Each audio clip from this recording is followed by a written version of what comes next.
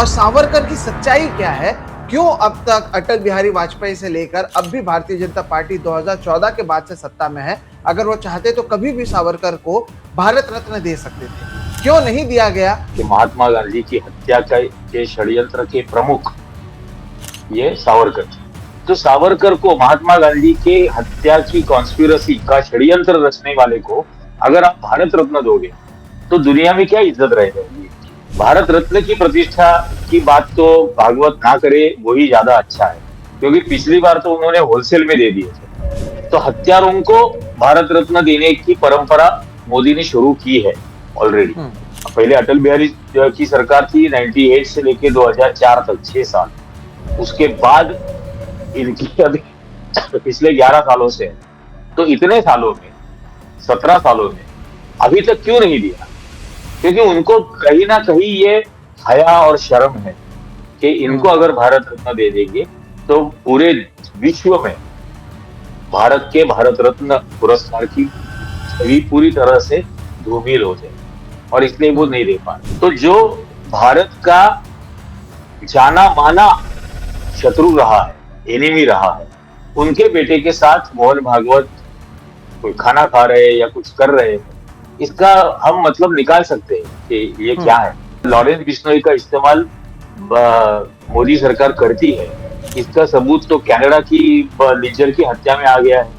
100 साल बाद भी अगर भारतीय जनता पार्टी या फिर आरएसएस को सावरकर की जरूरत पड़ रही है, अब सावरकर के ऊपर हमने देखा कि मूवी भी बनाई गई, सावरकर को भारत रत्न देने की बात की जा रही है, क्यों ये चाहते हैं कि सावरकर को ग्लोरीफाई किया जाए? क्यों सावरकर को ग्लोरीफाई करना है? क्यों सावरकर को अपना हीरो बताना है? और क्यों सावरकर को मेन स्ट्रीम में लाना है? हिंदू मुस्लिम की नफरत को जन्म देने वाले सावरकर, इनको आप भारत रत्न दोगे? अंग्रेजों से 10 बार मर्सी पिटीशन लिखने वाले, दया की भीख मांगने वाले, कि सावरकर वहां पर आजादी के आंदोलन में शामिल होने के लिए वहां पर उनको सजा नहीं मिली। वो एज क्रिमिनल वहां पर गए, पॉलिटिकल प्रिजनर नहीं थे। Murder, abetting a murder. और इस देश के ऊपर पहला, देश के सेक्युलरिज्म और संविधान के ऊपर सबसे पहला हमला जो हुआ 6 दिसंबर को 1992 में, जिसमें बाबरी मस्जिद शहीद हुई थी, वो लालकृष्ण आडवाणी के होते हुए हुआ था, उनकी वजह से वो हुआ। देखिए, संघ अगर सेलिब्रेट करना है उनके 100 साल, तो वो देशद्रोह के 100 साल सेलिब्रेट करना है, वो इस देश के संविधान के विरोध के 100 साल सेलिब्रेट करना है, वो इस देश के स्वतंत्रता आंदोलन से जो मूल्य आए थे, उन मूल्यों की नफरत और उसके प्रति घृणा रखने के 100 साल वो सेलिब्रेट कर रहे हैं। इस देश में जो सामाजिक न्याय की कॉन्सेप्ट आई, सोशल जस्टिस की आई, इक्वालिटी की आई, उस सब के विरोध के 100 साल वो सेलिब्रेट कर रहे हैं। कि पंडित नेहरू का नाम आइंस्टाइन के साथ लिया जाता था और मोदी का नाम एप्स्टाइन के साथ लिया जाता है। दोस्तों नमस्कार, और आप सभी का एक नए एपिसोड में बहुत बहुत स्वागत है। मैं हूं सोहित मिश्रा। हाल ही के दिनों में आपने देखा होगा कि मुंबई में एक कार्यक्रम का आयोजन होता है। वो कार्यक्रम होता है आरएसएस के 100 सालों पर, और इस कार्यक्रम में हेडलाइंस इसलिए भी बनते हैं क्योंकि हम देखते हैं कि बड़े बड़े लोग उस कार्यक्रम में आते हैं। अदनान सामी से लेकर, सलमान खान से लेकर, शिल्पा शेट्टी से लेकर, करण जौहर से लेकर, मधुर भंडारकर से लेकर, ऐसे कई सारे सेलिब्रिटीज आपको वहां पर नजर आते हैं। फिर उसके अलावा कई सारे इंडस्ट्रियलिस्ट नजर आते हैं। मोहन भागवत को सुनने के लिए ये लोग उत्सुकता से मुंबई में मौजूद रहते हैं। ये सारी तस्वीरें लगातार सामने आई हैं। इस सब के बीच में जब ये कार्यक्रम हो रहा था, तो उस कार्यक्रम में हमने देखा कि किस तरह से जब मोहन भागवत से सवाल पूछा गया कि क्या सावरकर को भारत रत्न दिया जाना चाहिए, तो इस पर मोहन भागवत, आरएसएस सरसंघचालक का जवाब था कि अगर सावरकर को भारत रत्न दिया जाता है तो इससे भारत रत्न का जो मान है, उस अवार्ड का जो मान है, वो बढ़ेगा। स्वातंत्रवीर सावरकर को भारत रत्न देने में देरी क्यों हो रही है? लेकिन स्वातंत्रवीर सावरकर को भारत रत्न मिला नहीं मिला, तो भारत रत्न मिला तो उस सम्मान का गौरव बढ़ेगा।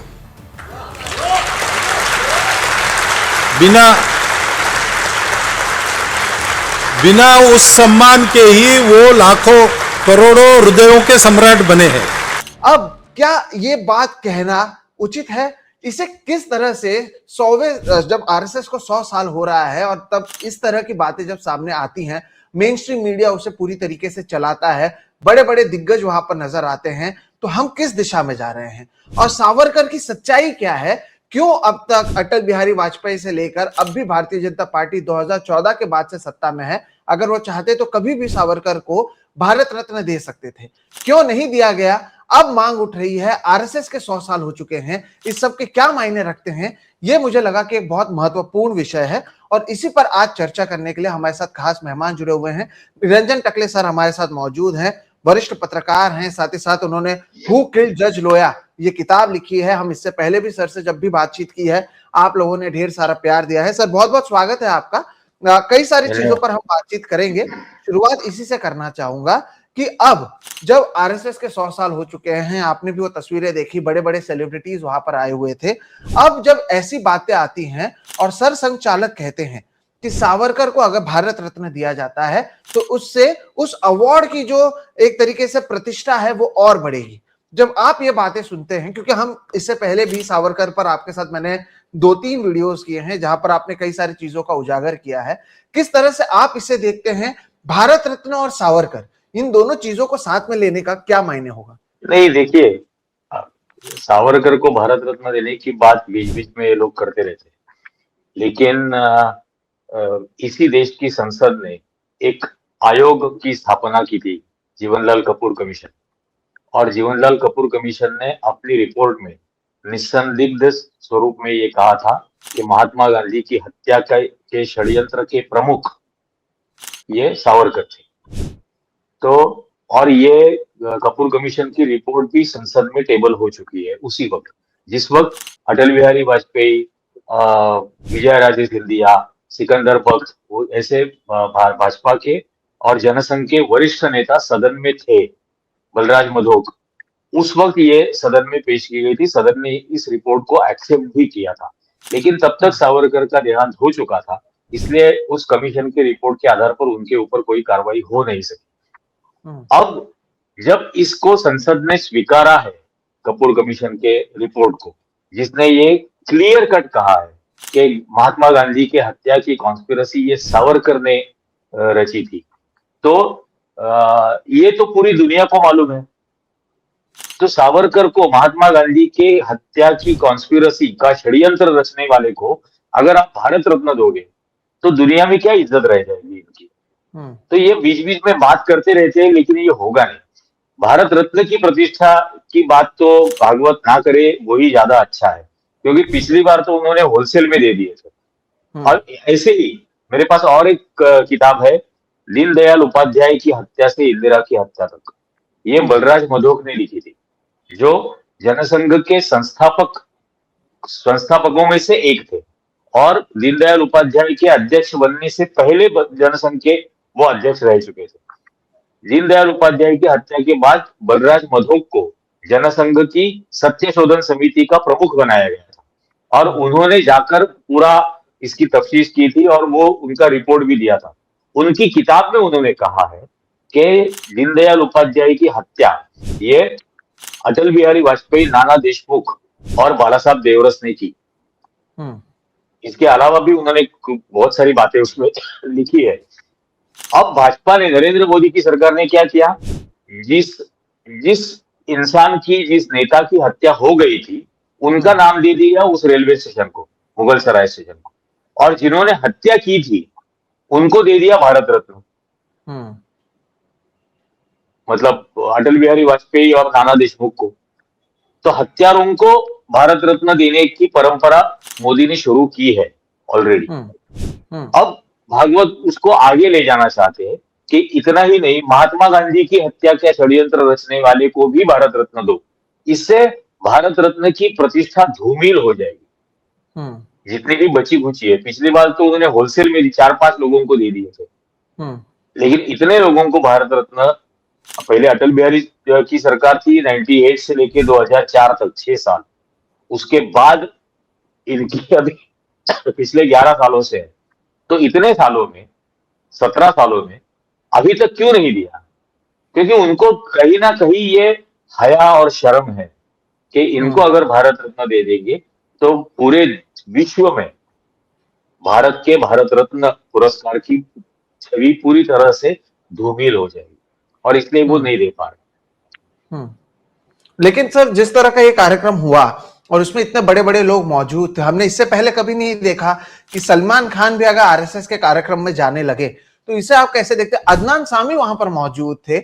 ऐसे लोग इससे पहले जो संघ के पास नहीं आते थे, तो वो लोग भी अगर आए, बैठे, कार्यक्रम को सुने। शिल्पा शेट्टी की तो बाद में जो वीडियो सामने उसमें वो कह रहे हैं कि मोहन भागवत उनके फेवरेट हैं, वो तो उनको बार बार सुनती हैं, कई सारी चीजें सीखती हैं।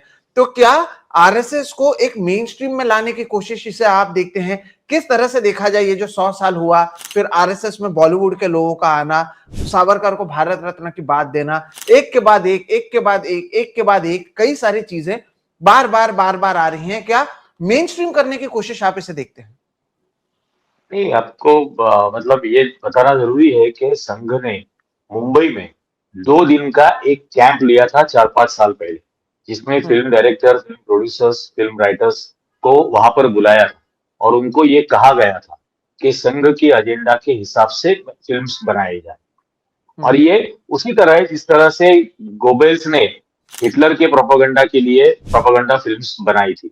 तो उसके बाद हमने देखा कई सारी उस किस्म की प्रोपेगेंडा फिल्म्स बनी। कश्मीर फाइल बनी, केरला स्टोरी बनी, वो टॉयलेट नाम की कुछ एक फिल्म भी उसके बाद बनी थी। ऐसी कई सारी प्रोपेगेंडा फिल्म्स बनाई गई और कई सारे एक्टर्स उसमें शामिल हुए। अब संघ फिल्म इस मीडिया को जानता है कि इसकी ओपिनियन मेकिंग की बहुत ताकत है, और उस ओपिनियन मेकिंग की ताकत का इस्तेमाल संघ करना चाहता है। अब ये सलमान खान वगैरह, या अभी अदनान सामी की आपने बात की, मुझे तो अचरज होता है। अदनान सामी के पिता ये पाकिस्तानी एयरफोर्स के पायलट थे, स्क्वाड्रन लीडर थे, और उन्होंने हमला करके पठानकोट का एयरबेस ध्वस्त कर दिया था 1965 की वॉर में। तो जो भारत का जाना माना शत्रु रहा है, एनिमी रहा है, उनके बेटे के साथ मोहन भागवत कोई खाना खा रहे हैं या कुछ कर रहे हैं, इसका हम मतलब निकाल सकते हैं कि ये क्या है। लेकिन ये बात समझना जरूरी है। आज भी मुझे कुछ लोगों ने पूछा था कि ये क्यों वहां पर जा रहे हैं। तो जैसे आपने पहले बात की थी कि कुल्हाड़ी जो होती है, वो कुल्हाड़ी का डंडा लकड़ी का होता है, तो वो लकड़ी खुश हो जाती है कि मेरा इस्तेमाल कुल्हाड़ी के लिए किया गया, बनाने के लिए किया गया, लेकिन उसका इस्तेमाल पेड़ काटने के लिए होता है। तो लकड़ी का इस्तेमाल करके बड़ा पेड़ काटा जाता है। तो सलमान खान, अदनान सामी इनका इस्तेमाल करेंगे, और उसका इस्तेमाल करके वही एंटी मुस्लिम एजेंडा इनका चालू रहेगा, और दिखावे के लिए ये कहेंगे कि देखो सलमान खान हमारे इसमें आता है। जी, तो ये दोनों चीजें होती हैं। जी, लेकिन अब यहाँ पर सवाल सर यही उठता है कि एक तरफ आप दिखा कुछ और रहे हैं, दूसरी तरफ आप कर कुछ और रहे हैं। अगर ये बात आप समझ रहे हैं, ये बात मैं समझ रहा हूं, तो ये बात तो ये लोग भी समझ रहे होंगे, चाहे वो सलमान खान हो या दूसरे लोग हों। ऐसे में क्या इन पर इतना प्रेशर बनाया जाता है कि अगर ये यहाँ पर नहीं जाए तो कुछ नहीं होगा, इनका जाना जरूरी है? करण जौहर, ये तो इससे पहले भी हमने देखा कि शिल्पा शेट्टी से लेके शिखर धवन तक, जब भी उनके ऊपर कोई आरोप लगते हैं, ईडी की ओर से कार्रवाई की बात आती है, तो धीरेन्द्र शास्त्री के साथ ये लोग नजर आते हैं। क्या अब ये एक नया नॉर्म हो चुका है? जो हम आपने गॉबल्स की बात की थी, ऐसे हमने जर्मनी में देखा है कि जो सत्ता है उसके करीब चिपके रहो, तभी आप बचोगे, नहीं तो नहीं बचोगे। क्या इतना दबाव इन लोगों पर है? क्या इन्हें नहीं पता है कि आपके यहाँ पे जाने का मतलब ये होगा कि आप एक तरीके से आग में घी डालने का काम कर रहे हैं और इस आग को मेन स्ट्रीम ला रहे हैं? फिर भी अगर ये जाते हैं तो इसे आप कैसे देखते हैं कि क्यों जा रहे होंगे ये लोग? डेफिनेटली दबाव है, डेफिनेटली दबाव है। सलमान खान के घर पर फायरिंग हुई थी, लॉरेंस बिश्नोई की गैंग का नाम आया था। लॉरेंस बिश्नोई नरेंद्र मोदी सरकार की अहमदाबाद जेल में है। तो और लॉरेंस बिश्नोई का इस्तेमाल मोदी सरकार करती है, इसका सबूत तो कनाडा की निज्जर की हत्या में आ गया है। तो बिश्नोई की तरफ से सलमान खान को के दरवाजे पर जो फायरिंग हुई घर के ऊपर, वहां पर तो वो मैसेज दे दिया, और सलमान खान को वो मैसेज मिल गया। वो मैसेज मिला, इसलिए सलमान खान वहां है। इसके अलावा सलमान खान की राजस्थान की केस है, सलमान खान की बम्बई में जो केस थी, कार के नीचे ठेकेदार। 4 या 5 लोगों की हत्या करने की, कल्पेबल होमिसाइड की, तो वो दोबारा खुल सकती है। शिल्पा शेट्टी के पति की पूरी पोर्नोग्राफी की इन्वेस्टिगेशन हो चुकी है कि किस तरह से वो पोर्नोग्राफी में इन्वॉल्व रहा है, शिल्पा शेट्टी का हस्बैंड। तो वो एक उनका मतलब उनको दबाने की नस है संघ के पास और सरकार के पास। तो वो इस्तेमाल करते हैं कोअर्सिव पावर यूज करने में। संघ को या भाजपा को कतई भी उसमें उनको शर्म नहीं आती है। और बाकी ये जो आप मतलब बाकी जो बातें हैं कि एक श्यामा प्रसाद मुखर्जी ने 1950 के दशक में एक खत लिखा था गोलवलकर को, और उसमें उन्होंने लिखा था कि managing contradictions should be our skill and forte. तो ये कॉन्ट्राडिक्शंस मैनेज करते रहेंगे लोगों को गुमराह करने के लिए, लेकिन जो संघ को आर पार देख सकता है उसको ये समझ में आता है कि ये क्या हो रहा है। जी हाँ, लेकिन अब इसी, क्योंकि हमने शुरुआत सावरकर की थी, अभी आपने श्यामा प्रसाद मुखर्जी की भी बात की, तो इसी को आगे ले जाते हैं।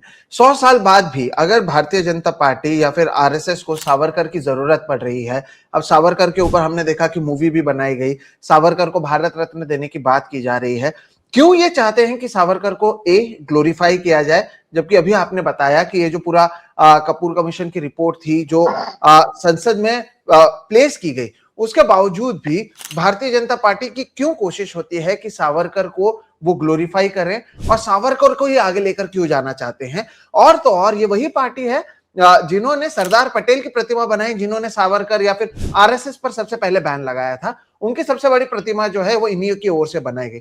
क्यों सावरकर को ग्लोरीफाई करना है, क्यों सावरकर को अपना हीरो बताना है, और क्यों सावरकर को मेन स्ट्रीम में लाना है? आपको क्या लगता है सर? ये सावरकर को ग्लोरीफाई करना, मेन स्ट्रीम में लाना, ये उनकी जरूरत है। और वो जरूरत आती है उनका जो एक इंफीरियरिटी कॉम्प्लेक्स है संघ में और भाजपा में, सभी सभी लोगों में। वो इंफीरियरिटी कॉम्प्लेक्स ये है कि इस देश के आजादी के आंदोलन में वो शामिल नहीं थे। इनफैक्ट वो अंग्रेजों की कोलैबोरेटर का काम कर रहे थे संघ के लोग। तो आजादी के आंदोलन से अपना कुछ कनेक्शन बनाने के लिए उनको सावरकर का इस्तेमाल करना पड़ता है। अब सावरकर का इस्तेमाल करके होगा क्या, क्योंकि सावरकर की भी अभी असलियत लोगों के सामने आ चुकी है। जो भारत रत्न की बात हो रही थी, तो भारत रत्न किसको दिया जाता है? आज तक किसको दिया गया? जिसने किसी क्षेत्र में बहुत ही वैशिष्ट्यपूर्ण कुछ काम किया हो, चाहे वो सचिन तेंदुलकर हो, चाहे वो अबुल कलाम आजाद हो, चाहे वो लता मंगेशकर हो, या बाकी अन्य नेता भी। इनका ऐसा क्या काम है, कौन सी क्षेत्र में किया? हिंदू मुस्लिम की नफरत को जन्म देने वाले सावरकर, इनको आप भारत रत्न दोगे? अंग्रेजों से 10 बार मर्सी पिटीशन लिखने वाले, दया की भीख मांगने वाले, मैं मर्सी बेगर बोलता हूँ, लोग माफी वीर वगैरह बोलते हैं, मैं माफी वीर नहीं बोलता हूँ, ही वॉज अ मर्सी बेगर। तो दया की भीख जिन्होंने बार बार मांगी थी, अंग्रेजों से जब पेंशन लिया, तब वाइसरॉय लिनलिथगो के साथ उन्होंने 1939 में एक एग्रीमेंट किया था, मेमोरेंडम ऑफ अंडरस्टैंडिंग, उनकी हैंडराइटिंग, जिसमें उन्होंने ये कहा था कि to fulfil the common objectives of the British empire and Hindu Mahasabha, he will spend rest of the life in opposing Congress, Gandhi and Muslims. ये उन्होंने अंग्रेजों को लिख के दिया था, और उसी तरह से करते रहे। आजाद हिंद सेना के खिलाफ लड़ने के लिए अंग्रेजों की सेना में जिन्होंने भर्ती करवाई, मिलिट्री रिक्रूटमेंट बोर्ड्स बनाए, और अंग्रेजों के सेंट्रल मिलिट्री रिक्रूटमेंट बोर्ड पर अपने छोटे भाई नारायण सावरकर की जब अपॉइंटमेंट वहां पर की गई, तब उन्होंने वाइसरॉय को खत लिखकर उससे उसका शुक्रिया अदा किया कि मेरे भाई को सेंट्रल रिक्रूटमेंट बोर्ड पर लेने के लिए शुक्रिया। उसके बाद जब भारत आजाद हो रहा था, तब इन्होंने त्रावणकोर के जो दीवान थे CKR अय्यर, उनको खत लिखकर बोला था कि आप हिंदू राष्ट्र अलग घोषित कीजिए। फिर उन्होंने सरदार ताना सिंह को लिखा था कि सिखिस्तान एक अलग राष्ट्र बनाइए। इन्होंने राजा हरि सिंह को खत लिखा था, इन्होंने ये लद्दाख के डोगरा को खत लिखा था कि आप अलग राष्ट्र बनाइए। तो जो भारत के कई सारे खंड चाहते थे, वो अखंड भारत के लिए लड़ रहे हैं। ऐसा चित्र तो जा ही नहीं सकता है। कई सारे खंड जो चाहते थे, टुकड़े टुकड़े चाहते थे। और ये इतिहास अब सामने आ चुका है। 40 साल तक डॉक्यूमेंट डिक्लासिफाई नहीं हो पाए आजादी के बाद। जो अंग्रेजों के साथ आजादी के बाद तय हुआ था कि 40 साल डॉक्यूमेंट डिक्लासिफाई नहीं होंगे। अंग्रेजों से पेंशन लिया है, पेंशन बढ़ाने की बार बार मांग की है। ये एकमात्र थे जो पेंशन लिया करते थे उनसे। और ऐसी सूरत में इस शख्स को आप भारत रत्न दोगे, लेकिन वो आजादी के आंदोलन के बारे में जो एक इंफीरियरिटी कॉम्प्लेक्स संघ और बीजेपी में एक एक न्यूनगंड है कि हम इसमें शामिल नहीं थे। और दूसरा, आजादी के बाद भारत निर्माण में भी हम कहीं नहीं थे, क्योंकि भारत निर्माण की जो सारे पड़ाव है, चाहे वो तिरंगे को अपनाना हो, चाहे वो संविधान की का निर्माण हो, चाहे उसके बाद पहला वोटर लिस्ट बनना हो, उसके बाद पहला चुनाव हो, हर चीज में वोटर के क्राइटेरिया से लेके पंचशील जो धोरण था या प्लानिंग कमीशन की जो योजना थी नेहरू की, उसका इन्होंने विरोध किया था। इन्होंने एजुकेशन सबके लिए मुफ्त और खुला करने के लिए भी इन्होंने अपोज किया था। इन्होंने साइंस एंड टेक्नोलॉजी को अपोज किया। इन्होंने इंदिरा गांधी के बैंक नेशनलाइजेशन को अपोज किया। इन्होंने इंदिरा गांधी के राजा रजवाड़ों की जो प्राइवेट पर्स बंद कर दिए थे, उसको इन्होंने अपोज किया था। इन्होंने हर चीज का अपोज किया। इन्होंने कंप्यूटर का विरोध किया। इन्होंने पहली इसरो की जो पहली सैटेलाइट लॉन्च हुई थी, उसका मजाक उड़ाया था। तो हर देश के निर्माण के जितने पड़ाव रहे, चाहे वो मनमोहन सिंह की न्यूक्लियर डील हो, राइट टू इंफॉर्मेशन हो, राइट टू फूड हो, ये सारी चीजों का इन्होंने विरोध किया हुआ है इस देश के निर्माण में। तो ये एक बहुत बड़ा इंफीरियरिटी कॉम्प्लेक्स है, और उससे निकलने के लिए वो अपना कनेक्शन सावरकर से बनाना चाहते हैं। बिल्कुल। लेकिन सर, हमने इससे पहले भी इस पर बात की है, लेकिन मैं चाहूंगा कि आप संक्षिप्त में ही कहें, क्योंकि जब मैं नई पीढ़ी से बात करता हूं या फिर कई सारे सोशल मीडिया पर देखता हूं, या जो प्रोपोगंडा का असर पड़ा है या जिस तरह से फिल्में बनाई हैं, तो वो कंपेयर ये करते हैं कि अरे सावरकर के बारे में आप ऐसा कह रहे हैं, लेकिन सावरकर तो अंडमान की जेल में था, सावरकर के पास काला पानी की सजा वो काट रहा था। आप कैसे कह सकते हैं कि वो ब्रिटिश के साथ मिला हुआ था या फिर ब्रिटिश के लिए काम कर रहा था? अगर कोई भी उस जेल में रहता तो हर कोई ऐसा करता। हम इस पर चर्चा कर चुके हैं, लेकिन क्योंकि अब भारत रत्न की बात हो रही है और ये हीरो बना रहे हैं, ये फिल्म्स बना रहे हैं, तो मैं चाहता था कि इस उत्तर का जवाब क्या है जिसे हम लोगों तक पहुंचा सकें, कि जब ये कहते हैं कि सावरकर ने काले पानी की सजा काटी है और कोई कांग्रेस के नेता को अगर इससे सजा होती तब उन्हें पता चलता है कि क्या वहां पर होता है और क्यों पत्र लिखा गया। आप इसका जवाब कैसे देंगे? देखिए, ऐसा है कि अंडमान सेल्युलर जेल में 80,000 कैदी टोटल वहां पे रहे।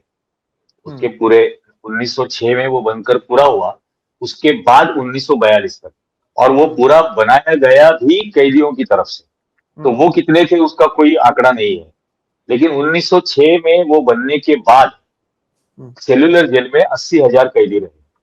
ये 80,000 कैदियों में हर हफ्ते तीन जनों को फांसी पे चढ़ाया जाता था, हर हफ्ते। और हर हफ्ते कम से कम 4 कैदी ये आत्महत्या करते थे, हर हफ्ते। और ये सेल्युलर जेल के रिकॉर्ड्स में है, उस जेल की रिकॉर्ड्स में। तो ये आंकड़ा है। एक समय, किसी भी एक समय वहां पर 896 कैदी वहां पर रहते थे। 986 सॉरी, क्योंकि वो 5 विंग थी सेंट्रल टावर से निकलने वाली, और वो 5वें विंग में इतने सारे कैदी रहते थे। सबसे ज्यादा कैदी वहां पर सिख थे, उसके बाद बंगाली थे। सिख करीब 8,500-9 हजार के आसपास थे, बंगाली कैदी 8,000 के आसपास थे, मुस्लिम कैदी 8,000 के आसपास थे सेल्युलर जेल में। अब इन 80,000 कैदियों में सिर्फ 3 लोगों ने पर्सनल मर्सी पिटिशंस दी। जनरल क्लेमेंसी जो थी, जनरल एमनेस्टी, उस जनरल एमनेस्टी के लिए कई सारे कैदियों ने अर्जी दी थी जो पॉलिटिकल प्रिजनर्स वहां पर थे। ये एक बात है। लेकिन पर्सनल मर्सी पिटिशन देने वाले सिर्फ 3 थे, 2 सावरकर ब्रदर्स और तीसरे बारीन घोष, जो अरविंद घोष के छोटे भाई थे। तो ये 3 कैदी थे जिन्होंने पर्सनल मर्सी पिटिशन दी। उसमें ये ऐसे थे जिन्होंने बार बार दिए। 9 साल 10 महीने वहां पर रहे।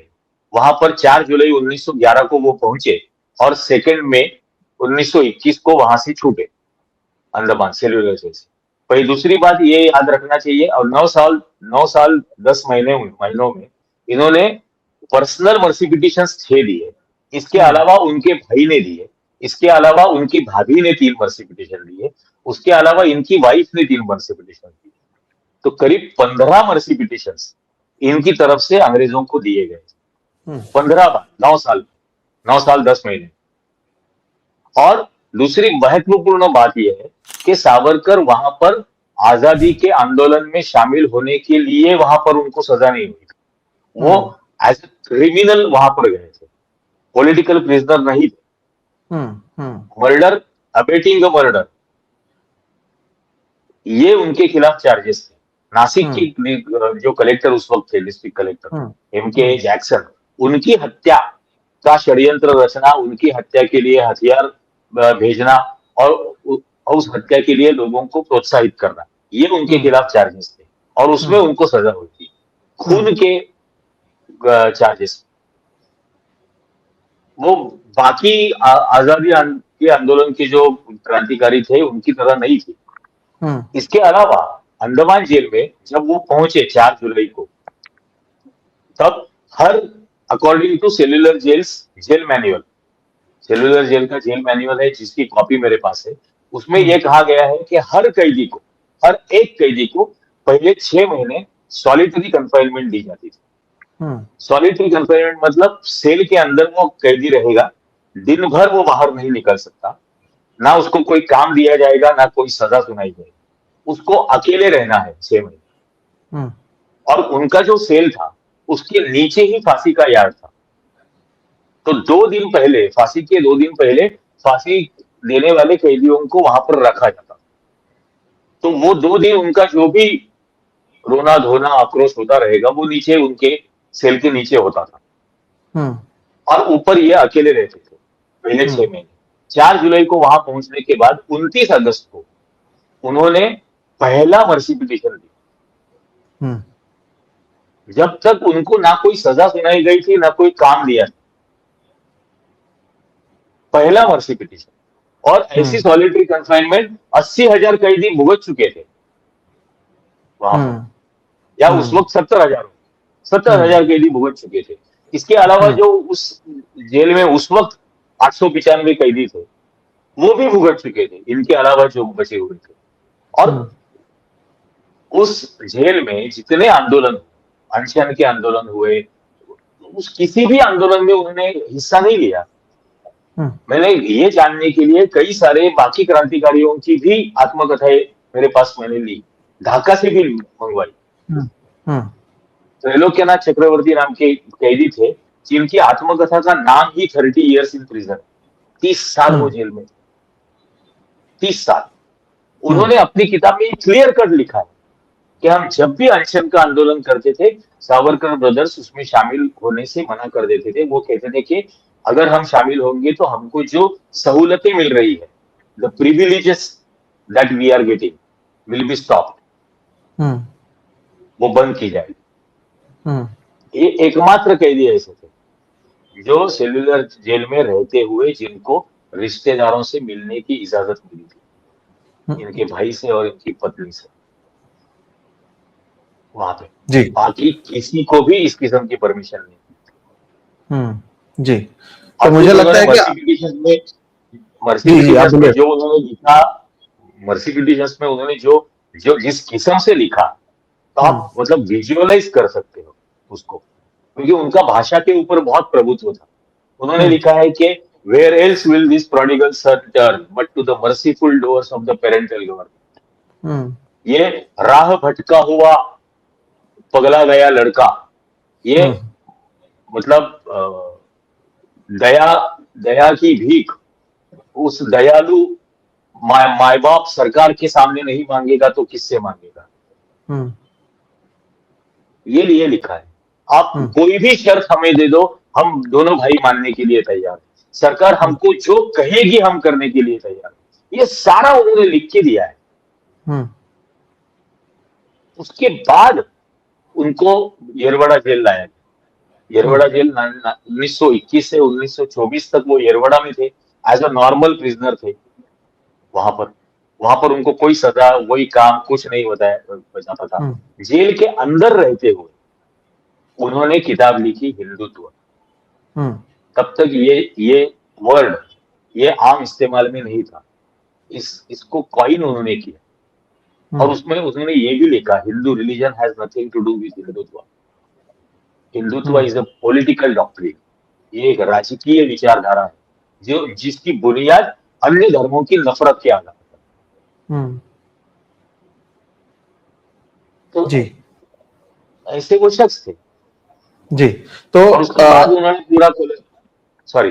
जी जी। जी जी नहीं, कीजिए। तो आपने जो उदाहरण दिया उससे ये तो समझ में आता है कि क्यों इनकी जो पूरी हिस्ट्री है उसे व्हाइट वॉश करने के लिए अटल बिहारी वाजपेयी से लेकर रणदीप हुड्डा तक हर कोई कहीं ना कहीं मूवीज के जरिए, कविताओं के जरिए सावरकर को एक फ्रीडम फाइटर और स्वातंत्र वीर सावरकर, और उसके ऊपर हमने देखा है कि क्या क्या चीजें कही गई है, एयरपोर्ट्स के नाम रखे गए हैं, ब्रिजेस के नाम रखे गए हैं। लेकिन सर यहाँ पर सवाल अब आगे जाकर मैं ये पूछना चाहता हूँ कि अगर ये लोग लाल कृष्ण आडवाणी को भारत रत्न दे सकते हैं तो फिर सावरकर का भी नाम हो सकता है कि आगे जाकर आए।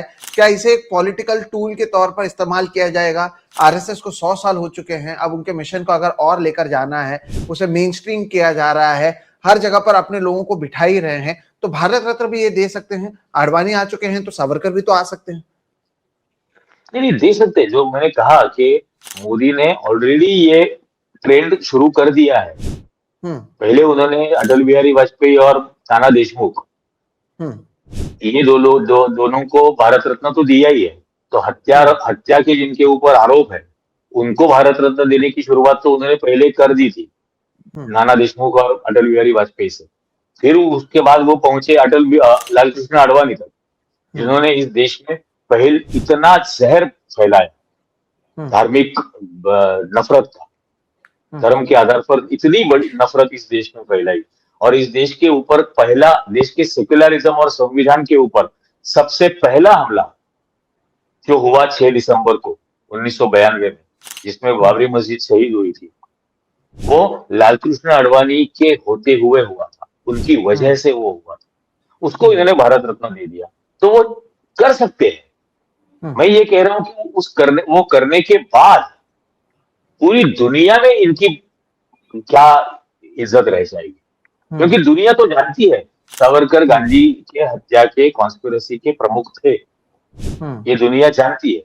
कपूर कमीशन की रिपोर्ट मैंने खुद कनाडा में मैकगिल यूनिवर्सिटी की लाइब्रेरी में देखी है, यूनाइटेड स्टेट्स में हार्वर्ड यूनिवर्सिटी में देखी है, वॉशिंगटन यूनिवर्सिटी में देखी है, न्यूयॉर्क यूनिवर्सिटी में देखी है, मिशिगन यूनिवर्सिटी में देखी है। तो कपूर कमीशन की रिपोर्ट इतनी सारी यूनिवर्सिटीज में बच्चे पढ़ चुके हैं। तो वो जानते हैं कि ये कौन शख्स है। और इसीलिए सावरकर का पुतला कहीं भी नहीं है भारत के बाहर। सही बात है। ये भी एक जरूरी बात है कि अगर ये इतने बड़े फ्रीडम फाइटर थे तो इनके पुतले क्यों नहीं लगे हुए? जब बाकी लोगों के, सभी फ्रीडम फाइटर के पुतले लगे हुए हैं, तो सावरकर के पुतले आपको देश भर में क्यों नहीं दिखते हैं? ये, लेकिन ये आइडिया भी शायद ये चुरा कर आगे कुछ कर लें। दयालाल सर, यहाँ पर मैं आपसे सवाल ये पूछना चाहता हूँ, 1925 से 2025 100 साल हो चुके हैं आरएसएस को। नरेंद्र मोदी लाल किले से खड़े होकर कहते हैं कि ये दुनिया का सबसे बड़ा एनजीओ है। अब इनकी ओर से एक पूरे साल भर में टीवी पर, प्रिंट में, इन पर्सन, पॉलिटिशियन से लेकर इंडस्ट्रियलिस्ट से लेकर बॉलीवुड सेलिब्रिटीज को बुलाकर अब जिस तरह से ये अपने आप को सेलिब्रेट कर रहे हैं, और एक इमेज मैंने खास तौर पर पुणे में देखा है, जब मैं लोगों से बात भी करता हूं, कि उनको लगता है कि कहीं पर भी कोई भी आपत्ति आ जाए सबसे पहले आरएसएस के लोग पहुंच जाते हैं। आप कुछ भी कहें, इसलिए वो देश के नहीं दुनिया के सबसे बड़े एनजीओ हैं। 100 साल के आरएसएस की हिस्ट्री को आप कैसे डिफाइन करेंगे? अब ये इसे भले ही सेलिब्रेट कर रहे हो, ये बताते नहीं है कि इन्हें 3 बार जो है बैन किया गया है, इनको रोका गया था, अब वो इसे एक पॉलिटिकल टूल के तौर पर इस्तेमाल करते हैं कि ये डरते थे इसलिए हमें रोक रहे थे। ये तो सच है कि जैसे कि मोहन भागवत की ओर से कहा भी गया कि आरएसएस का फायदा नरेंद्र मोदी को हुआ है। लेकिन 100 साल के इस इतिहास को आप कैसे देखते हैं, नंबर 1, और इसका भविष्य में हमारे देश पर असर कैसे होगा, ये एक दूसरा सवाल। देखिए, संघ अगर सेलिब्रेट करना है उनके 100 साल, तो वो देशद्रोह के 100 साल सेलिब्रेट कर रहा है। वो इस देश के संविधान के विरोध के 100 साल सेलिब्रेट कर रहा है। वो इस देश के स्वतंत्रता आंदोलन से जो मूल्य आए थे, उन मूल्यों की नफरत और उसके प्रति घृणा रखने के 100 साल वो सेलिब्रेट कर रहे हैं। इस देश में जो सामाजिक न्याय की कॉन्सेप्ट आई, सोशल जस्टिस की आई, इक्वालिटी की आई, उस सब के विरोध के 100 साल वो सेलिब्रेट कर रहे हैं। तो इसमें मतलब अभिमान रखने जैसी कोई बात तो है ही नहीं, पहली बात। दूसरी बात, इनके ऊपर 3 बार पाबंदियां आ चुकी थी। पहली बार आई थी गांधी हत्या की वजह से, दूसरी बार इनके ऊपर आई थी इमरजेंसी के वक्त, तब इन्हीं के बाला साहब देवरस इंदिरा गांधी को चिट्ठियां लिख लिख कर माफी मांग रहे थे। वो चिट्ठियां भी है, और वो चिट्ठियां खुद बाला साहब देवरस ने अपनी ही किताब में प्रकाशित की है। सिर्फ इंदिरा गांधी ने महाराष्ट्र के उस वक्त के चीफ मिनिस्टर शंकरराव चौहान को भी लिखी थी उन्होंने। तो इतना वो ऐसे ऐसे दौर में ये माफिया मांग चुके हैं हर बार। अब 100 साल पूरे होने के बाद एक समय और आएगा जब उनको फिर से माफी मांगनी पड़ेगी इस देश की। आज जो संघ राष्ट्र निर्माण वगैरह की बात करता है, मैंने तो बताया राष्ट्र निर्माण के जितने पड़ाव हुए, संविधान के निर्माण से लेके अभी तक न्यूक्लियर डील तक मनमोहन सिंह के, उस हर एक पड़ाव का इन्होंने विरोध किया राष्ट्र निर्माण के।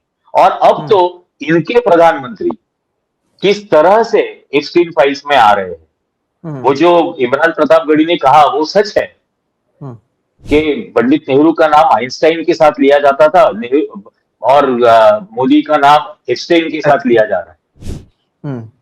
तो और एप्स्टीन की जो जितनी जो भी बातें हैं उस फाइल्स में इतनी घिनौनी है, मतलब जिसको हम सभ्यता की मर्यादा पालते हुए हम कह भी नहीं सकते कि उसने क्या क्या किया है। ऐसे एप्स्टीन के साथ आप संबंध बनाते हो, ऐसा उसके साथ संबंध रखने वाला, लड़कियों की मांग करने वाला अनिल अंबानी तुम्हारे आंखों का तारा है, इनकी आंखों का, जो एप्स्टीन से मांग कर रहा था। अब तो वो भी सारे उनके ईमेल सामने आ रहे हैं। तो किस तरह से आप सरेंडर हो चुके हो, ये पूरी दुनिया देख रही है।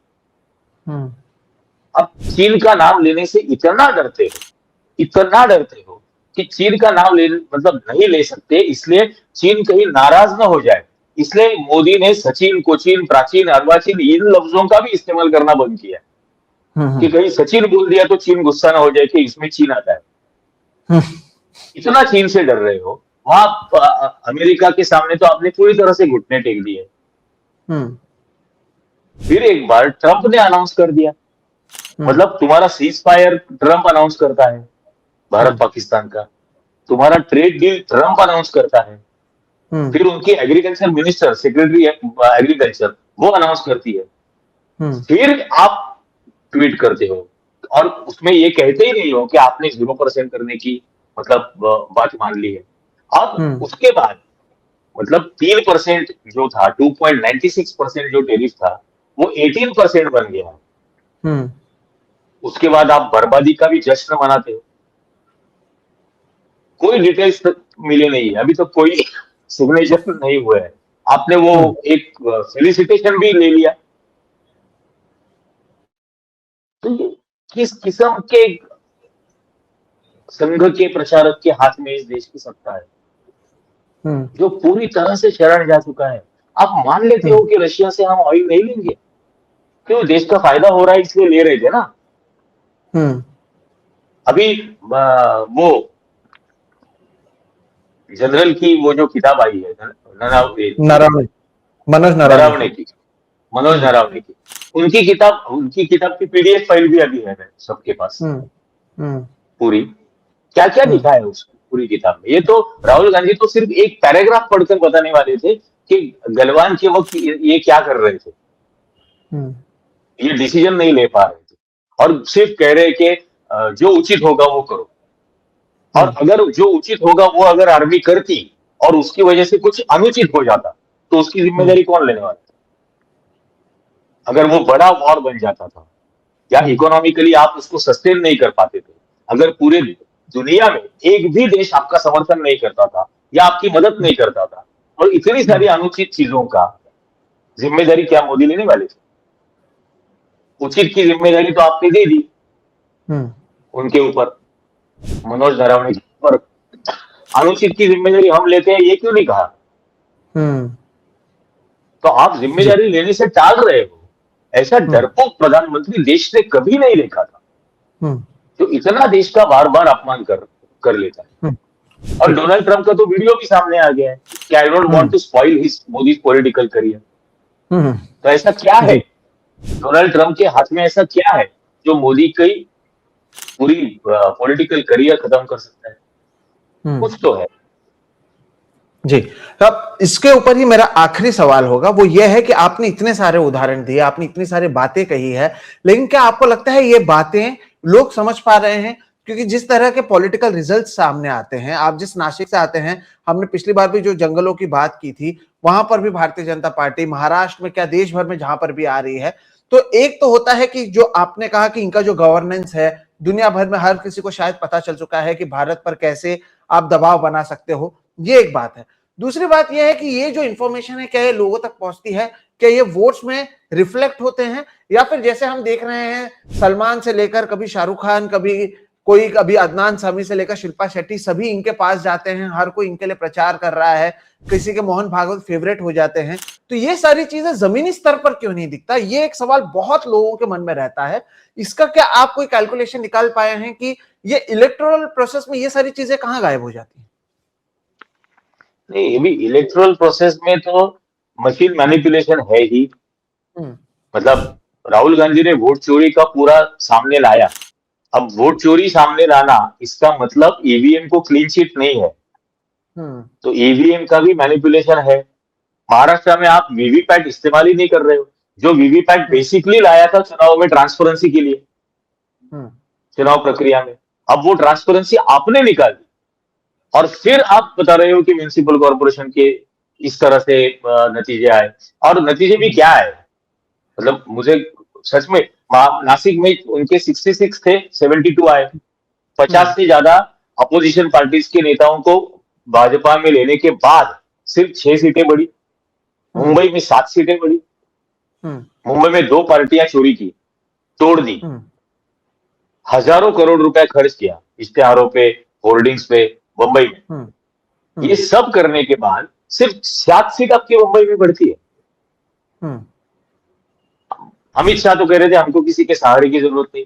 अब हर एक के सहारे की जरूरत है मुंबई में, अगर मेयर जो बन गया है। दिखाने के लिए बनाया है मराठी, लेकिन ऐसी कॉन्स्टिट्यूएंसी से से वो पार्षद चुन के आई है जहां 70% तो गुजराती वोटर्स है, गुजराती है, तो उनका भी एजेंडा चलाना पड़ेगा। हाँ, और वो आने के बाद, मेयर बनने के बाद कहती क्या है कि मुंबई में बांग्लादेशी ढूंढ के हम निकालेंगे। ये मेयर का काम है। लोगों की नागरिकता की पहचान कराना, ये मेयर का काम है। लेकिन कुछ भी करते हैं, बीजेपी की इलेक्शन मशीनरी और उनके तौर तरीके, ये कंप्लीटली अलग इन्वेस्टिगेशन का सब्जेक्ट है। आपको यकीन नहीं होगा, अभी 4 दिन पहले नासिक में हमने 80,000 से ज्यादा संविधान प्रेमियों का एक मोर्चा निकाला था गिरीश महाजन की इस्तीफा की मांग लेकर। और नासिक रोड से लेके नासिक तक 14 किलोमीटर तक वो चला।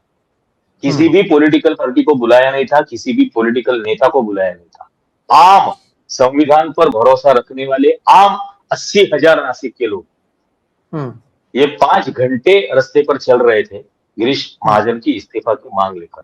और ये म्युनिसिपल कॉर्पोरेशन के चुनावों के नतीजों के कुछ हफ्तों के बाद। तो ये चुनाव किस तरह से लड़ते हैं, किस तरह मैनेज करते हैं, किस तरह पैसों का इस्तेमाल होता है, ये एक अलग बात है। वो अलग कंप्लीट क्रिमिनल इन्वेस्टिगेशन की उसमें जरूरत है। लेकिन मुझे यकीन है कि आम लोग पूरी तरह से इनसे नाराज है, इनसे परेशान है।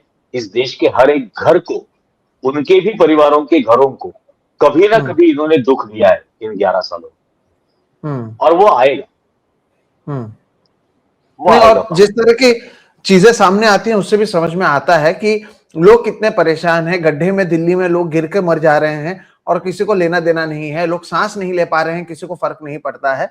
बस विदेश में डंका बजता रहे और इनके कार्यक्रम में सिनेमा के लोग आते रहे और लोगों के बीच में एक ऐसा माहौल रहे कि सब कुछ यही है, तो ये दर्शाता है कि इनका पूरा ध्यान केवल एक साहब के छवि को सुधारने पर है। उसके लिए चाहे सेना को न्यौछावर क्यों ना करना पड़े, चाहे लोकसभा को ही क्यों ना भंग करना पड़े। बहुत बहुत शुक्रिया निरंजन सर, आप जुड़े और आपने बातचीत की और आपने बताया कि सावरकर को आगे ले जाने का क्या मतलब होगा, भारत रत्न की बात क्या है। आरएसएस से लेकर आरएसएस के जो नेता हैं या फिर सावरकर, जिन्हें ये अपना नेता बनाने की कोशिश कर रहे हैं, जिनकी छवि को दिन रात व्हाइट वॉश करने की कोशिश कर रहे हैं, उनकी भी सच्चाई आपने लोगों के सामने रखी है। एक ऐसे समय में जब प्रोपोगंडा हर जगह पर मौजूद है, आपकी इन बातों को मैं इसलिए बार बार लोगों के सामने लाता हूं क्योंकि ये एक तरीके से अंधेरे में दिया जलाने का काम करते हैं। बहुत बहुत शुक्रिया, आप जुड़े और आपने ये जानकारी इतने कम समय में बहुत ज्यादा जानकारी बहुत कम समय में दी है। दर्शकों, आपसे सवाल यह है कि आपको ये वीडियो कैसा लगा। अगर ये वीडियो आपको पसंद आता है तो इसे लाइक करें, ज्यादा से ज्यादा लोगों तक साझा करें ताकि उन्हें भी पता चले कि ये सारी चीजें क्यों हो रही हैं। और अगर अब तक आपने मेरे चैनल या फिर निरंजन टकले सर के चैनल को सब्सक्राइब नहीं किया है तो जरूर कर लें। ये वीडियो दोनों चैनल पर आने वाला है। मैं उम्मीद करता हूं कि आप ज्यादा से ज्यादा लोग न केवल इस वीडियो को साझा करेंगे, लाइक करेंगे, देखेंगे, बल्कि इन दोनों चैनल्स को सब्सक्राइब भी करेंगे। फिलहाल आप हम दोनों को दीजिए इजाजत। नमस्कार।